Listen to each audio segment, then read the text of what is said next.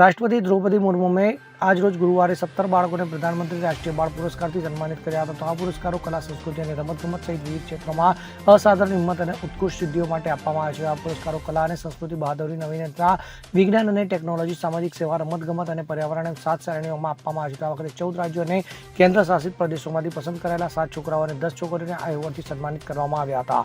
તો એવોર્ડના ભાગરૂપે બાળકોને મેડલ, પ્રમાણપત્ર અને પ્રશસ્તિપત્ર પુસ્તિકા અર્પણ કરવામાં આવી હતી. આ દરમિયાન વડાપ્રધાન નરેન્દ્ર મોદી સન્માનિત બાળકોને પણ મળ્યા હતા. તો આ દરમિયાન તેમણે બાળકો સાથે ઘણી વાતો કરી હતી. તો આ સાથે જ ગુજરાતના દિવ્યાંગ ઓમ જિગ્નેશ વ્યાસને પણ બાળ પુરસ્કારથી સન્માનિત કરવામાં આવ્યો હતો. તો આજરોજ ગુજરાતના અમદાવાદ શહેરના રહેવાસી ઓમ જિગ્નેશ વ્યાસને પણ રાષ્ટ્રપતિના હસ્તે વડાપ્રધાન રાષ્ટ્રીય બાળ પુરસ્કાર એનાયત કરવામાં આવ્યો હતો.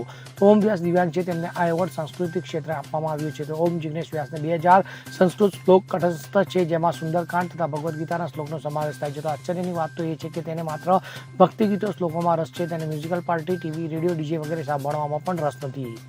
Bureau report, CN24 news. હવે જુઓ દેશ દુનિયાની તમામ ખબરો તમારી આંગળીના ટેરવે. ઉઠાવો મોબાઈલ અને Google Play Store પરથી ડાઉનલોડ કરો અમારી CN24 ન્યૂઝ મોબાઈલ એપ.